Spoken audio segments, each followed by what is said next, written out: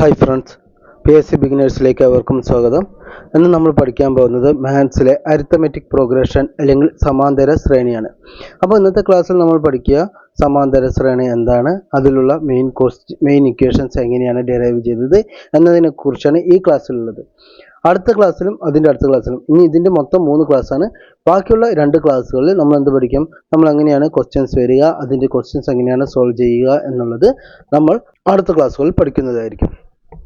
ഇത് maths arithmetic progression അല്ലെങ്കിൽ സമാന്തര ശ്രേണിയുടെ ബേസിക് ആയിട്ടുള്ള കാര്യങ്ങളാണ് ഇടുന്നത്. അപ്പോൾ ബേസിക് ആയിട്ടുള്ള കൺസെപ്റ്റുകൾ മനസ്സിലാക്കിയാൽ മാത്രമേ നമ്മൾ അത് എങ്ങനെയാണ് ചെയ്യേണ്ടത് എന്ന് നമുക്കറിയുള്ളൂ.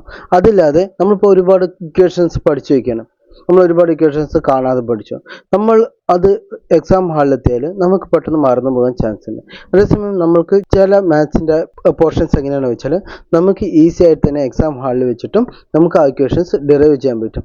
അങ്ങനെയുള്ള ഒരു സബ്ജക്റ്റാണ് ഈ അരിത്തമെറ്റിക് പ്രോഗ്രഷൻ അല്ലെങ്കിൽ സമാന്തര ശ്രേണി എന്ന് പറയുന്നത്. പിന്നെ ഈ ക്വസ്റ്റ്യൻസ് പല വിധത്തിൽ ചോദിക്കാം, അതുപോലെ തന്നെ നമുക്ക് ട്രിക്കി ആയിട്ടും ചോദിക്കാറുണ്ട്. അപ്പോൾ ഈ ക്വസ്റ്റ്യൻസ് നമ്മൾ അറ്റൻഡ് ചെയ്യുക എന്നുള്ളതും അതേപോലെ ഈ പോർഷൻ പഠിക്കുക എന്നുള്ളതും വളരെ ഇമ്പോർട്ടൻ്റ് ആണ്. കാരണം എന്താണെന്ന് വെച്ചാൽ സാധാരണ PSC ക്വസ്റ്റ്യൻസുകളിൽ 1-2 ക്വസ്റ്റ്യൻസ് റിപ്പീറ്റഡ് ആയിട്ട് ചോദിക്കുന്ന മാത്സിലെ പോർഷനാണ് ഈ അരിത്തമെറ്റിക് പ്രോഗ്രഷൻ എന്ന് പറയുന്നത്. അപ്പോൾ ഞാൻ ക്ലാസ്സിലേക്ക് ഇനി ദീർഘിപ്പിക്കുന്നില്ല, ക്ലാസ്സിലേക്ക് അടുക്കുകയാണ്. അപ്പോൾ ആദ്യത്തേത് എന്താണ് സമാന്തര ശ്രേണി? സമാന്തര ശ്രേണി അല്ലെങ്കിൽ അരിത്തമെറ്റിക് പ്രോഗ്രഷൻ.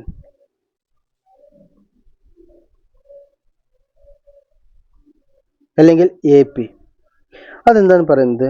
അടുത്തടുത്ത 2 സംഖ്യകൾ തമ്മിലുള്ള വ്യത്യാസം ഈക്വലായിട്ടുള്ള ഒരു സംഖ്യകളുടെ ശ്രേണിയെയാണ് നമ്മൾ സമാന്തര ശ്രേണി അല്ലെങ്കിൽ അരിത്തമെറ്റിക് പ്രോഗ്രഷൻ എന്ന് പറയുന്നത്. അപ്പോൾ ഇത് ഒന്നും കൂടി പറയാന്ന് വെച്ചാൽ കോൺസെക്യൂട്ടീവ് ആയിട്ടുള്ള നമ്പേഴ്സുകൾ തമ്മിലുള്ള ഡിഫറൻസ് അവ ഈക്വലായിട്ട് വരുന്ന ഒരു സംഖ്യകളുടെ നിരയാണ് നമ്മൾ എന്ത് പറയുന്നത്, സമാന്തര ശ്രേണി അല്ലെങ്കിൽ അരിത്തമെറ്റിക് പ്രോഗ്രഷൻ എന്ന് പറയുന്നത്. നമുക്ക് എക്സാമ്പിൾ നോക്കാം. 1 2 3 4 5 ഇതൊരു അരിത്തമെറ്റിക് പ്രോഗ്രഷൻ തന്നെയാണ്. ഇതിലെങ്ങനെയാണ് നമ്മുടെ കൺസെക്യൂട്ടീവ് ആയിട്ടുള്ള നമ്പേഴ്സ്, അതായത് 1 2 അതുപോലെ 2 3 അല്ലെങ്കിൽ 3 4 അല്ലെങ്കിൽ 4 5 ഇവ തമ്മിലുള്ള വ്യത്യാസം എന്ന് പറയുന്നത് എത്രയാണ്? 1 തന്നെയാണ്. 2 3 1 തന്നെയാണ്, 3 4 1 തന്നെയാണ്, 4 5 1 തന്നെയാണ്. അതായത് കോൺസെക്യൂട്ടീവ് നമ്പേഴ്സ് തമ്മിലുള്ള ഡിഫറൻസ് ഈക്വൽ ആയിട്ടുള്ള ഒരു സംഖ്യകളുടെ ശ്രേണിയെയാണ് നമ്മൾ സമാന്തര ശ്രേണി അല്ലെങ്കിൽ അരിത്തമെറ്റിക് പ്രോഗ്രഷൻ എന്ന് പറയുന്നത്. അപ്പോൾ ഈ ഡിഫറൻസിനെ സാധാരണ പറയുന്നതിന് കോമൺ ഡിഫറൻസ് അല്ലെങ്കിൽ പൊതുവ്യത്യാസം അല്ലെങ്കിൽ വ്യത്യാസം എന്ന് പറയും. എന്താ പറയുക? ഡിഫറൻസ് വ്യത്യാസം അല്ലെങ്കിൽ കോമൺ ഡിഫറൻസ് എന്ന് പറയും. ഇതിന് സാധാരണയായിട്ട് ഡിനോട്ട് ചെയ്യുക D എന്ന് വെച്ചിട്ടാണ് ഡിനോട്ട് ചെയ്യുക. ഇനി അടുത്തൊരു ഇത് തരികയാണ് 2 4 6 8 10 12. അപ്പോൾ ഈ സംഖ്യ ശ്രേണിയുടെ ഡിഫറൻസ് എന്ന് പറഞ്ഞാൽ എത്രയാണ്? വ്യത്യാസം എന്ന് പറഞ്ഞാൽ എത്രയാണ്? 4 2 കമ്മിയാക്കിയാൽ 2, 6 4 കമ്മിയാക്കിയാൽ 2, 8 6 കമ്മിയാക്കിയാൽ 2, 10 8 കമ്മിയാക്കിയാൽ 2, 12 10 കമ്മിയാക്കിയാൽ 2. അപ്പോൾ ഇവിടെ ഡിഫറൻസ് എന്ന് പറയുന്നത് 2 ആണ്. അപ്പോൾ ഈ സമാന്തര ശ്രേണിയുടെ ഡിഫറൻസ് 2 ആയിട്ടുണ്ട്. ഇനി അടുത്തൊരു എക്സാമ്പിൾ തരികയാണ് 2 5 8 10 13. ഇത് ഒരു സമാന്തര ശ്രേണിയാണോ? അല്ല. എന്തുകൊണ്ട്? 5 - 2 3 വരുന്നുണ്ട്, 8 - 5 3 വരുന്നുണ്ട്, 10 - 8 2 വരുന്നുള്ളൂ, 13 - 10 3 വരുന്നുണ്ട്. പക്ഷെ 10 - 8 2 വരുന്നത് ബാക്കിയുള്ള എല്ലാവരുടെയും ഡിഫറൻസ് 3 ആണ് വരുന്നത്. അതുകൊണ്ട് തന്നെ ഈ പൊതുവ്യത്യാസം എല്ലായ്പ്പോഴും ഈക്വൽ ആയിരിക്കണം. ഇപ്പോൾ 2 5 8 11 14 അങ്ങനെയാണ് വെച്ചാൽ ഇതൊരു അരിത്തമെറ്റിക് പ്രോഗ്രഷൻ ആണ്. പക്ഷെ ഇത് വരാത്തത് കൊണ്ട് തന്നെ ഇതൊരു അരിത്തമെറ്റിക് പ്രോഗ്രഷൻ അല്ല. ഇതെന്താണ്? ഇത് സമാന്തര ശ്രേണിയിൽ വരുന്നതല്ല. ഇതാണ് ഒന്നാമത്തത് സമാന്തര ശ്രേണി എന്താണ് എന്നറിയേണ്ടതിന്റെ ഭാഗ്യം. അപ്പോൾ അരിത്തമെറ്റിക് പ്രോഗ്രഷൻ ആവാനുള്ള മെയിൻ ക്രൈറ്റീരിയ എന്താണ്? സംഖ്യാശ്രേണികളിലെ കൺസെക്യൂട്ടീവ് നമ്പേഴ്സ് തമ്മിലുള്ള ഡിഫറൻസ് ഒരുപോലെ ആവണം, അത് ഇടയിൽ വെച്ച് മാറരുത്. ഇതാണ് സമാന്തര ശ്രേണിയുടെ കണ്ടീഷൻ എന്ന് പറയുന്നത്. അപ്പോൾ അത് കഴിഞ്ഞു. ഇനി നമുക്ക് എങ്ങനെയാണ് nth പദവും, നമ്മളിങ്ങനെ ഒരു സംഖ്യാശ്രേണി നിന്നിട്ട് 1 2 3 എന്ന് ആരംഭിക്കുന്ന ഒരു സംഖ്യാശ്രേണിയുടെ 25ാമത്തെ പദം എത്രയാണ് അപ്പോൾ നമുക്ക് അതങ്ങനെ കണ്ടുപിടിക്കാം, അതിനെക്കുറിച്ച് നമുക്ക് നോക്കാം. നമുക്ക് ബേസിക് ആയിട്ടുള്ള കാര്യങ്ങളിൽ നിന്ന് നമുക്ക് തുടങ്ങാം. ആദ്യമായിട്ട് 1 2 3 4 5 ഞാൻ ഒന്നാമത്തെ പൊസിഷനിൽ നിൽക്കുകയാണ്. എനിക്ക് അഞ്ചാമത്തെ പദത്തിലേക്കാണ് എത്തേണ്ടത്. അങ്ങനെയാണ് വെച്ചാൽ ഞാൻ എത്ര ചാട്ടം ചാടണം? ഞാൻ 1 2ലേക്ക് ഒരു ചാട്ടം, 2 3ലേക്ക് രണ്ടാമത്തെ ചാട്ടം, 3 4ലേക്ക് മൂന്നാമത്തെ ചാട്ടം, 4 5ലേക്ക് നാലാമത്തെ ചാട്ടം. അപ്പോൾ അവ തമ്മിലുള്ള എത്ര ഗ്യാപ്പ് ഉണ്ടോ അത്രയും ചാട്ടം ഞാൻ ചാടണം. ഇവിടുത്തെ ഡിഫറൻസ് പറയുന്നത് ഒന്നാണ്. അപ്പോൾ ഞാൻ ഓരോരോ സ്റ്റെപ്പ് വെച്ചിട്ട് പോയാൽ മതി. ഇനി ഞാനൊരു അടുത്ത എക്സാമ്പിൾ തരികയാണ്. 2 4 6 8 10 12. ഞാൻ ആദ്യം നിൽക്കുന്നത് എവിടെയാണ്? ഞാൻ ഈ സ്ഥലത്ത് നിൽക്കുന്നത് നാലാമത്തെ ഇതിലാണ് ഞാൻ നിൽക്കുന്നത്. ഞാൻ 4 നിൽക്കുകയാണ്. ഞാൻ ഒരു 3 ചാട്ടം കൂടി ചാടുകയാണ്. എത്ര അകലത്തിലേക്കാണ് ചാടുന്നത്? ഞാൻ 2 സ്റ്റെപ്പ് വെച്ചിട്ടാണ് ചാടുന്നത്. അപ്പോൾ ഒന്നാമത്തെ ചാട്ടം ചാടി, അപ്പോൾ 6ത്തെ രണ്ടാമത്തെ ചാട്ടം ചാടി, പിന്നെ മൂന്നാമത്തെ ചാട്ടം ചാടി, അങ്ങനെ 10ലെത്തി. ഇനി ഞാൻ വീണ്ടും അടുത്തൊരു എക്സാമ്പിൾ തരാണ്. 3 6 9 12 15 18. ഞാൻ നിൽക്കുന്നത് എത്രയിലാണ്? 12ലാണ് നിൽക്കുന്നത്. ഞാൻ എന്ത് ചെയ്തു? ഞാൻ 2 ചാട്ടം ചാടാൻ ആഗ്രഹിക്കുന്നു. 3 സ്റ്റെപ്പുള്ള 2 ചാട്ടങ്ങളാണ് ചാടിയത്. അപ്പോൾ ഒന്നാമത്തെ ചാട്ടത്തിൽ ഞാൻ അവിടെ എത്തി, 15ലെത്തി. രണ്ടാമത്തെ ചാട്ടത്തിൽ ഞാൻ 18 എത്തി. അപ്പോൾ ഇതിൽ നിന്ന് മനസ്സിലാക്കാം, നമുക്ക് അഞ്ചാമത്തെ ഇതിലേക്ക് എത്തണം വെച്ചാൽ, അപ്പോൾ T5 ആണ്, അഞ്ചാമത്തെ പദമാണ് കണ്ടെത്തുക വെച്ചാൽ നമ്മൾ എവിടെ നിന്നാണോ സ്റ്റാർട്ട് ചെയ്യുന്നത് അതിനനുസരിച്ച് വ്യത്യാസപ്പെടാം. അപ്പോൾ ഫസ്റ്റത്തെ പദം എവിടെ നിന്നാണോ സ്റ്റാർട്ട് ചെയ്യുന്നത് പ്ലസ് നമുക്ക് എത്ര ചാട്ടമാണ് ചാടേണ്ടത്? ഈ അഞ്ചാമത്തെ പദത്തിലെത്താൻ അവ തമ്മിൻ്റെ ഇടയിലുള്ള അത്രയും, ആ ഗ്യാപ്പിൻ്റെ അത്രയും ചാട്ടം ചാടണം. അപ്പോൾ എത്ര ചാട്ടം ചാടണം? n-1. 5 പദമാകുമ്പോൾ 4 n-1. ഞാൻ എത്ര സ്റ്റെപ്പാണ് വെക്കേണ്ടത്? അവ തമ്മിലുള്ള ഡിഫറൻസ് സ്റ്റെപ്പുകളാണ് വെക്കേണ്ടത്. ഇവിടെ ഒരു സ്റ്റെപ്പാണ് വെച്ചാൽ അതിൻ്റെ അടുത്ത് 2 സ്റ്റെപ്പാണ് വെക്കേണ്ടത്. അപ്പോൾ ഇവിടെ എത്ര വന്നു? n-1 into d. അപ്പോൾ nth പദം കണ്ടുപിടിക്കാൻ tn കണ്ടുപിടിക്കാനുള്ള സൂത്രവാക്യം എന്ന് പറയുന്നത്, ഞാൻ ഫസ്റ്റ് അവിടെ നിന്ന് തുടങ്ങി പ്ലസ് അവിടെ നിന്ന് ഞാൻ എത്ര ഗ്യാപ്പിലേക്ക് ചാടണം ഇൻറ്റു ഞാൻ എത്ര സ്റ്റെപ്പാണ് ഓരോരോ ചാട്ടത്തിനും എടുക്കേണ്ടത്, അതിനെ ബേസ് ചെയ്തിട്ടാണ് nth പദം കണ്ടുപിടിക്കുന്നത്. അപ്പോൾ ഇത് കണ്ടുപിടിക്കാൻ ബുദ്ധിമുട്ടൊന്നുമില്ലല്ലോ. അപ്പോൾ tn എന്ന് പറയുന്നത് എന്താണ്? a plus n-1 into d. a എന്ന് പറയുന്നത് എന്താണ്? ആദ്യ പദം. a എന്ന് പറയുന്നത് എന്താണ്? ആദ്യ പദം. n-1 പറയുന്നത് എന്താണ്? n പറയുന്നത് അവസാനത്തെ പദം. എത്രാമത്തെ പദമാണ് കണ്ടുപിടിക്കുക, അതാണ് nth. ഈ d എന്ന് പറയുന്നത് എന്താണ്? ഡിഫറൻസ് അല്ലെങ്കിൽ വ്യത്യാസമാണ്. അപ്പോൾ ആ ഒരു ക്രൈറ്റീരിയ കഴിഞ്ഞു. നമുക്ക് നോക്കാം, അടുത്ത എക്സാമ്പിൾ വേണമെങ്കിൽ വരുന്നത് നോക്കാം.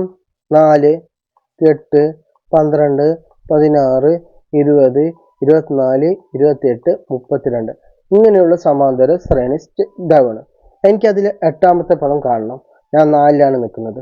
അപ്പോൾ T8 എന്ന് പറയുമ്പോൾ എന്തായിരിക്കും? നമ്മൾ അവിടെ നിന്ന് സ്റ്റാർട്ട് ചെയ്യുന്നത് 4 എന്ന് സ്റ്റാർട്ട് ചെയ്തു പ്ലസ് എത്രതിൻ്റെ 8ാമത്തെ പദമാണ് കണ്ടുപിടിക്കുന്നത്. അപ്പോൾ n-1 8 - 1 ഇൻറ്റു എത്ര സ്റ്റെപ്പുകളാണ് ഞാൻ എടുക്കേണ്ടത്? ഓരോന്നിനും 4 സ്റ്റെപ്പുകൾ വീതം എടുക്കണം. അപ്പോൾ 8 - 1 ഇൻറ്റു 4 അതാകുമ്പോൾ എത്ര വരും? 4 + 7 4 28 32 എന്ന് പറയും. അപ്പോൾ നമുക്ക് നോക്കാം, 8ാമത്തെ പദം അതാണ് നോക്കാം. ഒന്നാമത്തെ പദം, രണ്ടാമത്തെ പദം 3 4 5 6 7 8. 8ാമത്തെ പദം 32ആണ്. അങ്ങനെയാണ് നമുക്ക് ആൻസറിലേക്ക് എത്തിക്കുന്നത്. ഇത് ബേസിക് ആയിട്ടുള്ളത്. ഇനി ഞാൻ വേറൊരു സംഖ്യാശ്രേണി വീണ്ടും നമുക്ക് ബേസിക് എന്ന് പറയാം. 1 2 3. ഈ 1 2 3 എന്ന് പറയുമ്പോൾ ഈ സംഖ്യയുടെ ആവറേജ്, ഈ 3 സംഖ്യകളുടെ ആവറേജ് പറയുന്നത് എങ്ങനെ കണക്കൂട്ടാം? 1 + 2 + 3 ഡിവൈഡഡ് ബൈ എത്ര അക്കങ്ങളുണ്ട്?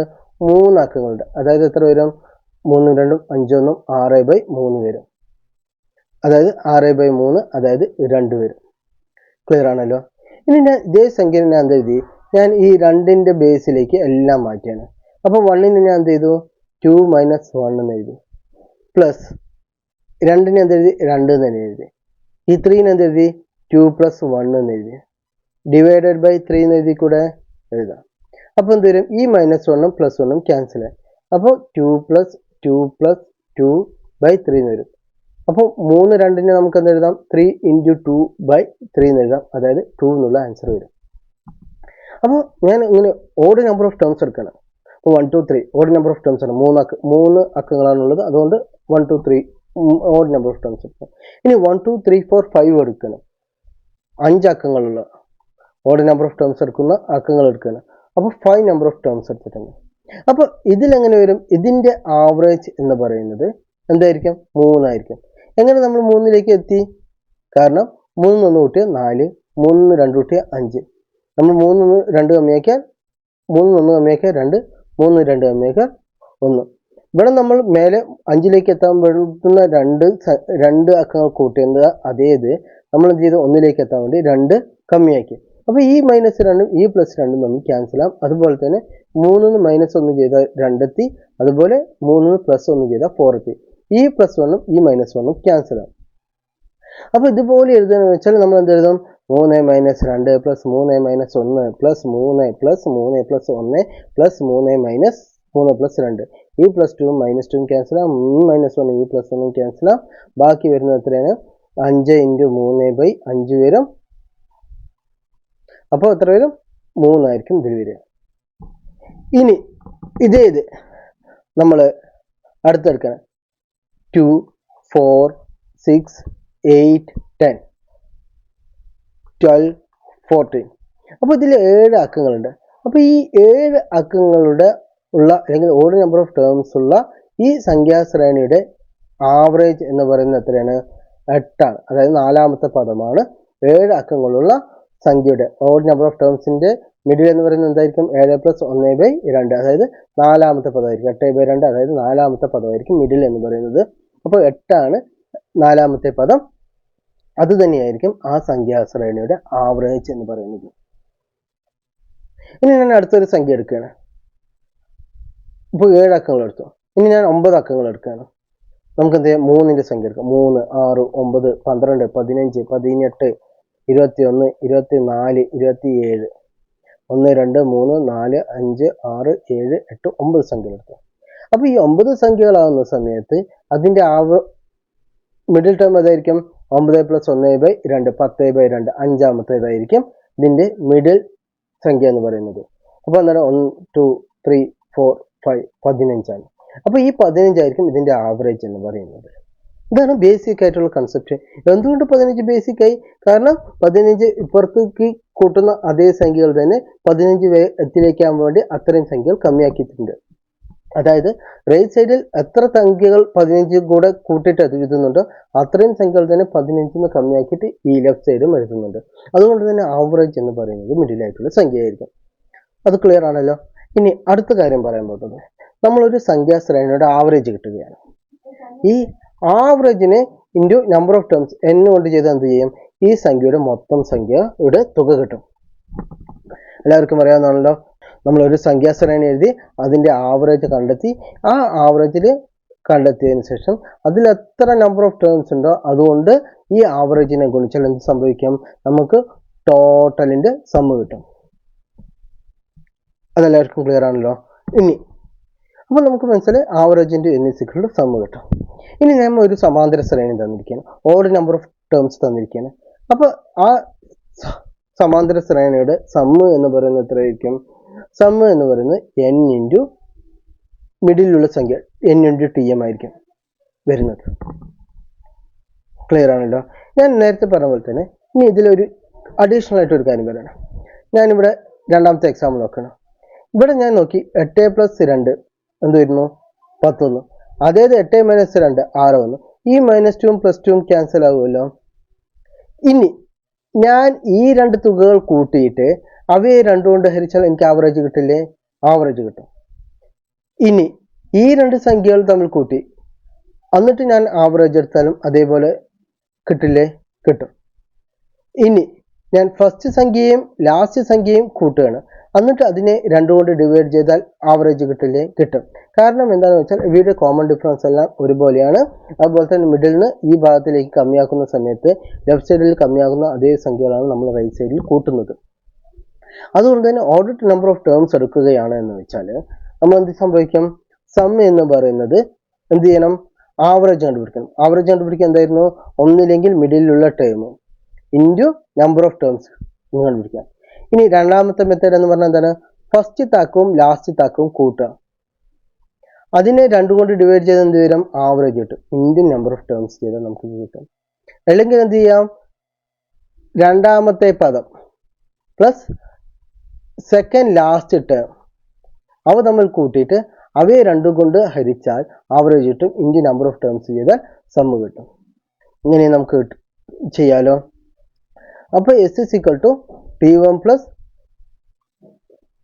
Tn by 2 into n. ഇതാണ് സമ്മ് കണ്ടുപിടിക്കാനുള്ള സൂത്രവാക്യം. അല്ലെങ്കിൽ നമുക്ക് എഴുതാം, എന്തെഴുതാം? S is equal to ചെറുപ്പത്തിലുള്ള ക്ലാസ്സിലെല്ലാം പഠിച്ചപ്പോൾ S is equal to n by 2 into T1 plus Tn. അപ്പോൾ ഇങ്ങനെയാണ് ഈ ഒരു ഇക്വേഷനിലേക്ക് ഡിറൈവ് ചെയ്തത്. ക്ലിയർ ആണല്ലോ. അപ്പോൾ നമ്മൾ നേരത്തെ തന്നെ പഠിച്ചിരുന്നു nth പദം കണ്ടുപിടിക്കാനുള്ള ഫോർമുല എന്താണ്? a plus n minus 1 into d ആണെന്ന് കണ്ടുപിടിച്ചിരുന്നു. ഇനി ഇത് ഒന്നാമത്തെ ഇക്വേഷൻ, ഇത് രണ്ടാമത്തെ ഇക്വേഷൻ.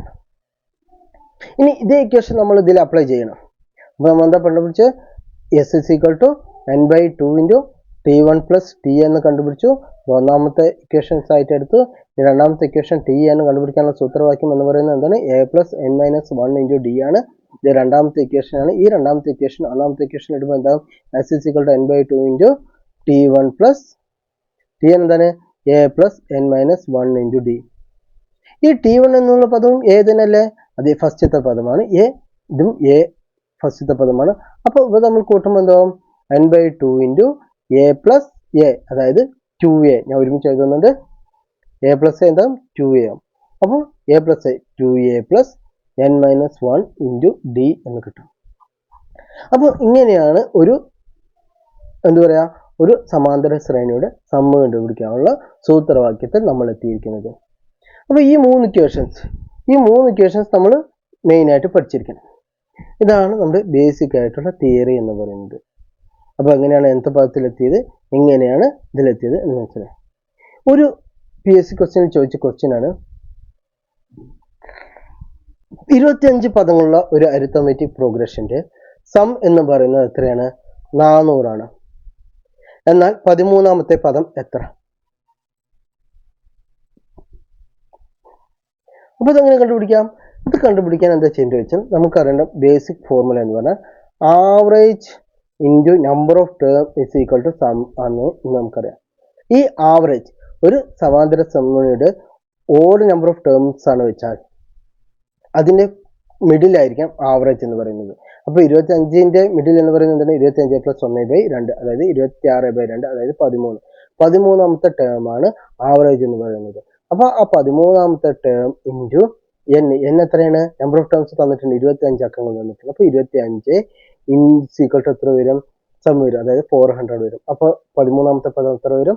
400/25 equal to 16. ഇങ്ങനെയാണ് ആ ക്വസ്റ്റ്യൻസുകൾ ചെയ്യേണ്ടത്. ഇനി നമ്മളിപ്പോൾ ഓഡ് നമ്പർ ഓഫ് ടേംസ് പറഞ്ഞു. ഇനി നമ്മൾ ഈവൻ നമ്പർ ഓഫ് ടേംസിന്റെ കേസും കൂടി എടുക്കുകയാണ്. എല്ലാത്തിനും സെയിം ആയിട്ടുള്ള ഇക്വേഷൻ തന്നെയാണ്, പക്ഷെ എന്താ ഡിഫറൻസ് നോക്കാം. ഞാൻ എടുത്തു 1 2 3 4 ഈവൻ നമ്പർ ഓഫ് ടേംസ് എടുത്തു. അപ്പോൾ ഈ ഈവൻ നമ്പർ ഓഫ് ടേംസ് എടുത്താൽ നമുക്കറിയാം ഇതിന്റെ മിഡിൽ എന്ന് പറയുന്നത് എവിടെയാണ് കിടക്കുക? 2.5 ആയിരിക്കും കിടക്കുക. എന്തുകൊണ്ട്? 2.5 എന്ന് 0.5 കൂട്ടിയാൽ 3 വരും. 2.5 എന്ന് 0.5 അമ്മയ്ക്കാൽ 2 വരും. അപ്പോൾ ഈ 0.5 0.5 വരും. ഇനി 2.5 എന്ന് 1.5 കൂട്ടിയാൽ എത്ര വരും? 4 വരും. അതേപോലെ 1.5 കമ്മിയാക്കിയാൽ 1 വരും. അപ്പോൾ അതും തമ്മിൽ ക്യാൻസൽ ആവും. അപ്പോൾ ഇതിന്റെ ആവറേജ് എന്ന് പറയുന്നത് 2.5 ആണ്. ഈ 2.5 കിട്ടാൻ എന്ത് ചെയ്താൽ മതി? ഈ 2 plus 3/2 ചെയ്താൽ കിട്ടില്ലേ? 3/2/5. 3 plus 2 5, 5/2 2.5 വരും. അല്ലെങ്കിൽ 4 plus 1/2 ചെയ്തൂടെ? 4 plus 1/2 ചെയ്തൂടെ? അപ്പോഴും കിട്ടുക 2.5 കിട്ടും. അപ്പോൾ ഇതൊന്ന് മനസ്സിലാക്കാം. സം എന്ന് പറയുന്നത് വ്യത്യാസമൊന്നുമില്ല, n/2 into T1 plus Tn ചെയ്താൽ തന്നെ നമുക്ക് ഈവൺ നമ്പർ ഓഫ് ടേംസ് ആണെങ്കിലും അതേപോലെ തന്നെ ആയിരിക്കും ആൻസർ വരിക. ഇനി നമുക്ക് അടുത്തൊരു ഇത് നോക്കുക. 2 നമ്പർ ഓഫ് ടേംസ് ഉള്ളതാണെന്ന് വെച്ചാലോ, 2 4 6 8 10 12. അപ്പോൾ ഇതിൻ്റെ മിഡിൽ എന്തായിരിക്കും വരിക? ഈ 6നും 8നും ഇടയിലാണ് വരിക.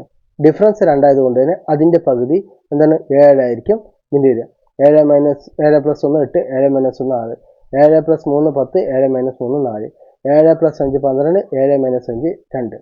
അപ്പോൾ ഈ ഒരു കേസിൽ നമ്മുടെ ആവറേജ് എന്ന് പറയുന്നത് ആ 2 സംഖ്യകൾ ഫസ്റ്റത്തെയും ലാസ്റ്റത്തെയും അക്കങ്ങളുടെ കൂട്ടിയ തുക ഡിവൈഡഡ് ബൈ 2 ചെയ്യുക, അല്ലെങ്കിൽ സെക്കൻഡ് ടേമും ലാസ്റ്റത്തെ സെക്കൻഡ് ടേമും തമ്മിൽ കൂട്ടിയിട്ട് അതിനെ 2 കൊണ്ട് ഡിവൈഡ് ചെയ്യുക, അല്ലെങ്കിൽ ഇങ്ങനെ ഉള്ള സംഖ്യകളുടെ കൂട്ടിയിട്ട് 2 കൊണ്ട് ഡിവൈഡ് ചെയ്യുക. അപ്പോൾ നമുക്ക് അതിൻ്റെ ആവറേജ് കിട്ടും. ആ ആവറേജ് ഇത് നമ്പർ ഓഫ് ടേംസ് ചെയ്ത സമ്മ് കിട്ടും. അപ്പോൾ ഇതിനെല്ലാം കോമൺ ആയിട്ടുള്ള ഈ 3 ഇക്വേഷൻസ് എന്തൊക്കെയാണ് പറഞ്ഞത്? nth ടേം കണ്ടുപിടിക്കാൻ a plus n minus 1 into d sum is equal to n/2 into t1 plus tn which is equal to n/2 into t2 plus tn minus 2 അല്ലെങ്കിൽ is equal to n/2 into t3 plus tn minus 3. അങ്ങനെ നമുക്ക് അങ്ങനെ എഴുതി പോവാം. ഇനി അടുത്താണ് s is equal to എന്ത്? n/2 into 2a plus n minus 1 into d. ഈ ഇക്വേഷൻസ് ഓർത്ത് വയ്ക്കുക. അപ്പോൾ ഇന്ന് നമ്മുടെ ക്ലാസ്സിൽ എന്താ പറഞ്ഞത്? നമ്മുടെ ക്ലാസ്സിൽ ബേസിക് ആയിട്ടുള്ള കാര്യങ്ങൾ മാത്രമാണ് പറഞ്ഞിട്ടുള്ളത്. എങ്ങനെയാണ് ഈ ഇക്വേഷൻസിലേക്ക് അറിവെത്തി എന്നാണ് നമ്മൾ പറഞ്ഞത്. അപ്പോൾ ഈ പഠിക്കുന്ന സമയത്ത് തന്നെ മനസ്സിലാക്കും നമ്മൾ ഓൾഡ് നമ്പർ ഓഫ് ടേംസിലാണ് പറയുന്നത് വെച്ചാൽ നമ്മൾ അത് എവിടെയാണ് മിഡിൽ എത്തുക, അത് ആവറേജ് ആയിരിക്കണം എന്നുള്ള കാര്യം നമ്മൾ പഠിച്ചാൽ മാത്രമേ ഞാൻ നേരത്തെ പറഞ്ഞിട്ടുള്ള ഒരു ക്വസ്റ്റ്യൻസ് PSC നമുക്ക് ആൻസർ ചെയ്യാൻ പറ്റുള്ളൂ. അതേസമയം നമ്മൾ ഈ ഒരു ഇക്വേഷൻസ് മാത്രം ബൈ ഹാർട്ട് ആയിട്ട് പോവുകയാണ്, എന്നിട്ട് നമ്മൾ ആ ഒരു ക്വസ്റ്റ്യൻ അറ്റംപ്റ്റ് ചെയ്യാൻ വയ്ക്കുക, അത് നമുക്ക് ആൻസർ ചെയ്യാൻ കഴിയുകയില്ല. അപ്പോൾ നമുക്ക് ഇതിൻ്റെ വെറൈറ്റി ആയിട്ടുള്ള ക്വസ്റ്റ്യൻസുകൾ നമുക്ക് അടുത്ത ക്ലാസ്സുകളിൽ നോക്കാം. അപ്പോൾ ഞാൻ തൽക്കാലം വൈൻഡ് അപ്പ് ചെയ്യുകയാണ്. ഇഷ്ടപ്പെട്ടാൽ ലൈക്ക് ചെയ്യുക, ഷെയർ ചെയ്യുക, സബ്സ്ക്രൈബ് ചെയ്യുക. Thank you.